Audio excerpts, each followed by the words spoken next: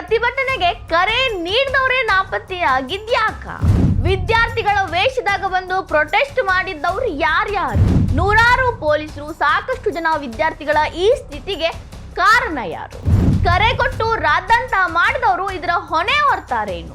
ಪ್ರತಿಭಟನೆ ಸಂದರ್ಭದಾಗ ಕಾಕ್ರೋಚ್ ಜನತಾ ಪಾರ್ಟಿಯ ಸದಸ್ಯರು, ಸ್ಪೋಕ್ಸ್ ಪರ್ಸನ್ಗಳು ಅಚಾನಕ್ ಆಗಿ ನಾಪತ್ತೆಯಾಗಿದ್ಯಾಕ? ಕಾಕ್ರೋಚ್ ಜನತಾ ಪಾರ್ಟಿ ದೊಡ್ಡದಾಗಿ ಪ್ರತಿಭಟನೆ ನಡೆಸಿತು. ನಿನ್ನೆ ಜಂತರ್ ಮಂತರಿಂದ ಸಂಸತ್ ಚಲೋ ಅಂತ ಒಂದು ದೊಡ್ಡ ರ್ಯಾಲಿ, ಮಾರ್ಚ್ ಅಂತ ಹೇಳಿ ಮಾಡಿದ್ರು. ಆದ್ರ ಕಾಕ್ರೋಚ್ ಜನತಾ ಪಾರ್ಟಿ ಎಷ್ಟರ ಮಟ್ಟಿಗೆ ಇದರ ಮುಂದಾಳತ್ವವನ್ನ ವಹಿಸಿತ್ತು? ಅಭಿಜಿತ್ ದೀಪ್ಕೆ, ಸೌರವ್ ದಾಸ್, ದಹಿಯಾ ಇವರೆಲ್ಲ ಅದು ಎಷ್ಟರ ಮಟ್ಟಿಗೆ ಅವ್ರನ್ನ ಗೈಡ್ ಮಾಡಿ ಕರ್ಕೊಂಡು ಹೋದ್ರು.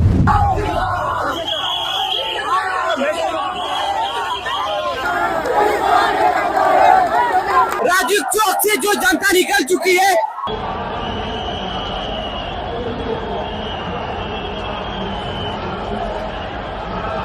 ಆದ್ರೆ ಈ ರೀತಿ ಆಗಬಾರ್ದು, ಇದನ್ನ ತಡಿಬೇಕು, ಸರಿಯಾದ ರೀತಿಯಲ್ಲಿ ಪ್ರೊಟೆಸ್ಟ್ ನಡೆಸಬೇಕು ಅಂತ ಹೇಳಿದ್ದಂತ ಈ 3 ಜನ ಮುಖ್ಯ ಮುಖಂಡರು ಎಲ್ಲಿ ಹೋದ್ರು?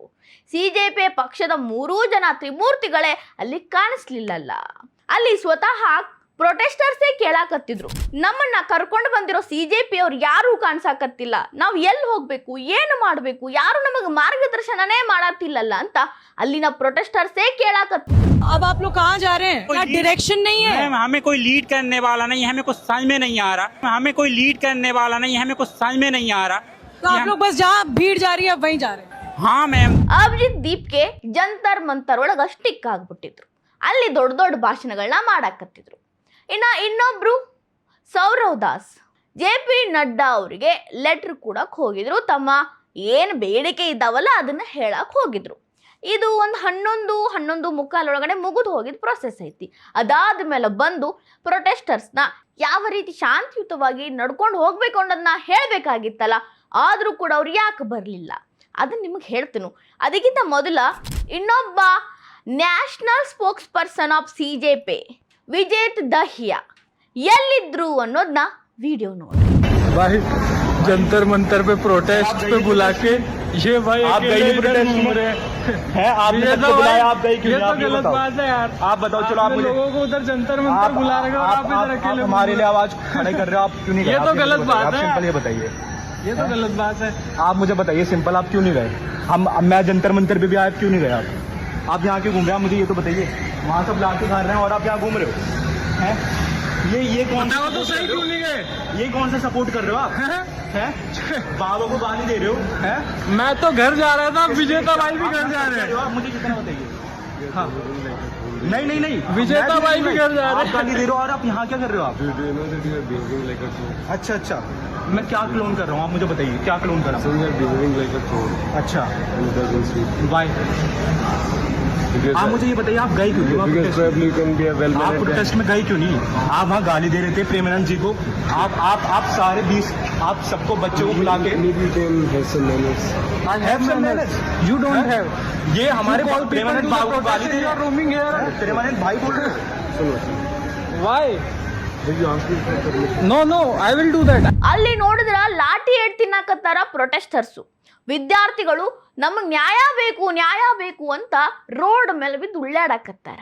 ಆದ್ರ ಸ್ಪೋಕ್ಸ್ ಪರ್ಸನ್ ಎಲ್ಲದಾರ?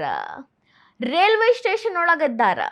ತಾವು ತಮ್ಮ ಮನೆಗೆ ಹೊಂಟಾರ. ಅವರು ಯಾಕಂದ್ರೆ ಅವ್ರಿಗೆ ಬೇಕಾಗಿಲ್ಲ ಲಾಠಿ ಏಟು ತಿನ್ನೋದು, ಯಾರಿಗೂ ನ್ಯಾಯ ಕೊಡ್ಸೋದು.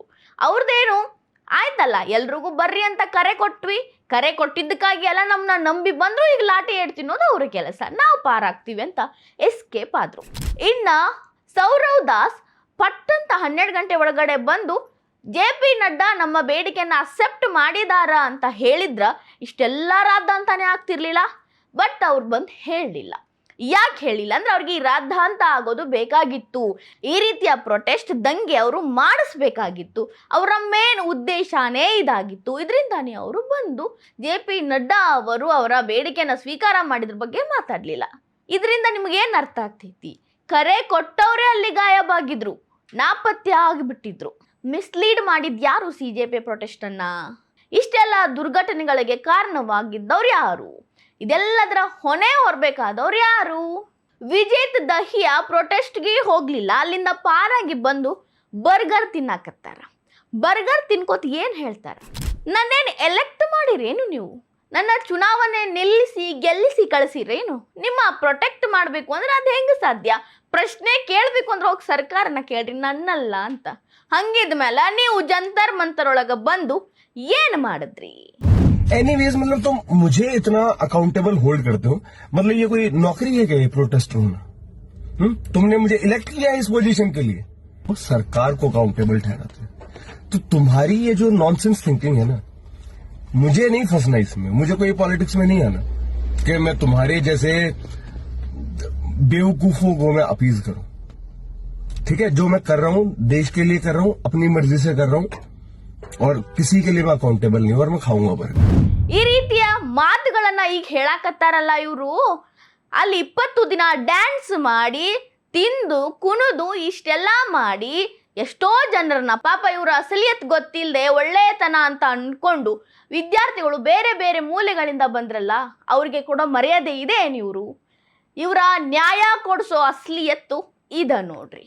ಇಂಥ ಒಂದು ಆಟಕ್ಕ ಒಂದು ರೀತಿ ಇವರ ತೀಟೆಗಾಗಿ ಸಾಕಷ್ಟು ನೋವುಗಳಾದ್ವಲ್ಲ.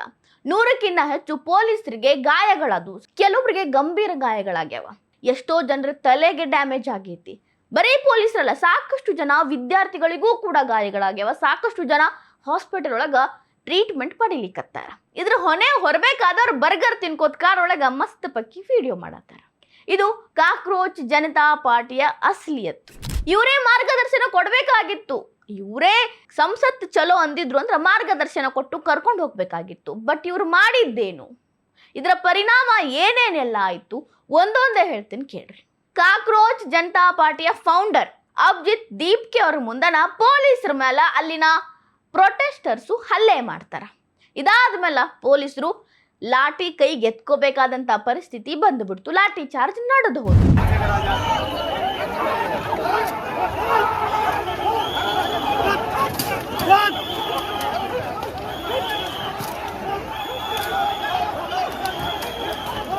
ಇದೇ ರೀತಿ ಮುಂದುವರೆದು ಪೊಲೀಸ್ ವೆಹಿಕಲ್ಗಳನ್ನ ಕಲ್ಲು ತಗೊಂಡು ಒಡೆದು ಹಾಕಿದ್ರು, ಗಾಡಿಗಳನ್ನ ತಳ್ಳಿ ತಳ್ಳಿ ಬೀಳ್ಸಿದ್ರು.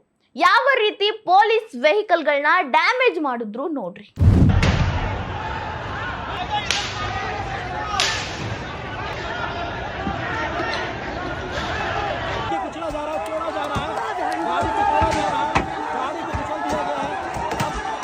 दिल्ली की तस्वीर है, ये दिल्ली की तस्वीर है, आप देखिए ये दिल्ली की तस्वीर है, ये कुचला जा रहा है, तोड़ा जा रहा है, गाड़ी को तोड़ा जा रहा है, गाड़ी को कुचल दिया गया है. ಬರೀ ಗಾಡಿಗಳ ಮೇಲೆ ಮಾತ್ರ ಇಷ್ಟೊಂದು ಕೋಪ ತೋರಿಸಿಲ್ಲ ಇವರು, ಪೊಲೀಸರ ಮೇಲೂ ಹೆಂಗ್ ತೋರ್ಸ್ಯಾರ. ತಮ್ಮ ಪಾಡಿಗೆ ತಾವು ಪೊಲೀಸರು ನಡ್ಕೊಂಡು ಹೋಗ್ತಿದ್ರು, ಕಲ್ಲು ಬಿದ್ವು, ಬರಬೇಡ್ರಿ ಸುಮ್ಮಿರ್ರಿ ಅಂತ ಹೇಳಿದ್ರು ಕೂಡ ಚಪ್ಪಲಿ ಕಲ್ಲು ಬಾಟಲ್ ಬಿದ್ವು. ಸಾಕನ್ನಷ್ಟು ಕಲ್ಲು ಪೊಲೀಸರ ಕಡೆ ಹಾರಿ ಹಾರಿ ಬಂದಿದ್ದು, ಪೊಲೀಸರು ಲಾಠಿ ಚಾರ್ಜ್ ಮಾಡಿಲ್ಲ ಅಂದ್ರೂ ಕೂಡ ನೋಡ್ರಿ.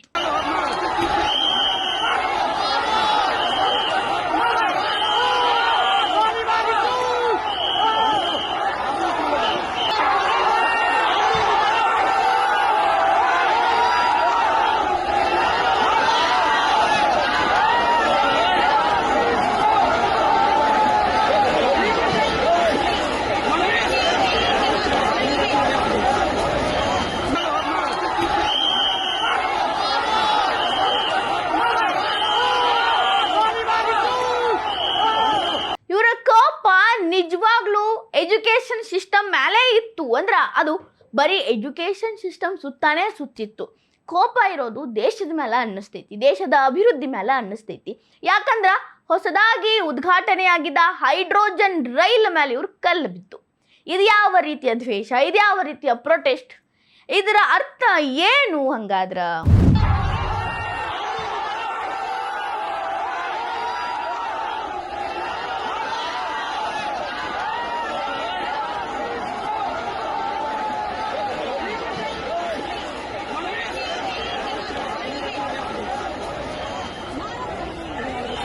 ಇದೆಲ್ಲವೂ ಕೂಡ ಅವರು ಪೊಲೀಸರು ಅವ್ರನ್ನ ತಡೆದಿದ್ದಕ್ಕಾಗಿ ಕಲ್ಲು ಬಿಸಾಕಿದ್ರು, ಹೊಡೆದಾಕಿದ್ರು, ಏನೇನೆಲ್ಲ ನಡೀತು.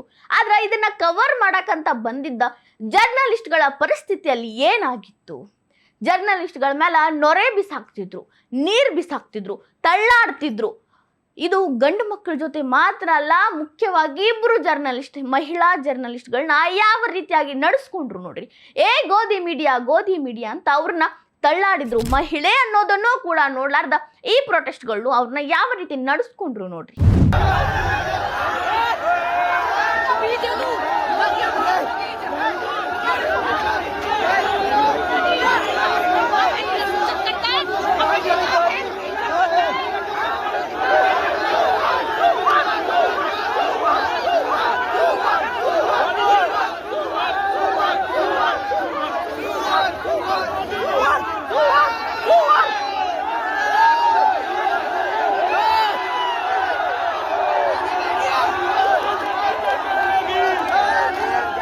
ಇದೆಲ್ಲವನ್ನು ನೋಡಿದ ಮೇಲೆ ಇಲ್ಲಿ ಒಂದು ಪ್ರಶ್ನೆ ಬರ್ತೈತಿ, ನಿಜವಾಗ್ಲೂ ಅಲ್ಲಿ ಈ ರೀತಿಯಾಗಿ ವರ್ತನೆ ಮಾಡ್ತಿದ್ದವರು ವಿದ್ಯಾರ್ಥಿಗಳ ಅಂತ.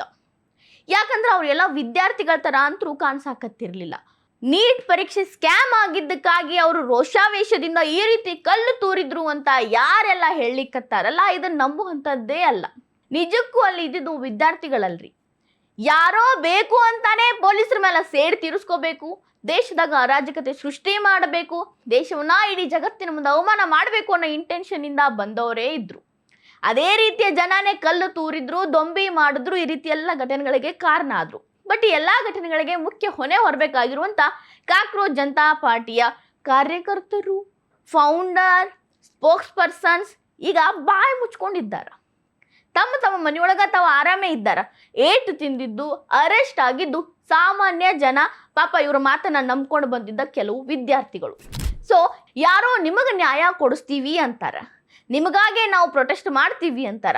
ಅಂಥವ್ರ ಮಾತು ನಂಬ್ಕೊಂಡು ಹೋಗಿ ಈ ರೀತಿಯ ದೊಂಬಿಗಳೊಳಗ ಭಾಗಿಯಾದ್ರ ನಿಜಕ್ಕೂ ನಿಮಗೆ ನ್ಯಾಯ ಸಿಗೋದಿಲ್ಲ ಅನ್ನೋದನ್ನ ಈ ಪ್ರೊಟೆಸ್ಟ್ ನೋಡಿ ನೀವು ಕಲಿಬೇಕು ನೋಡ್ರಿ.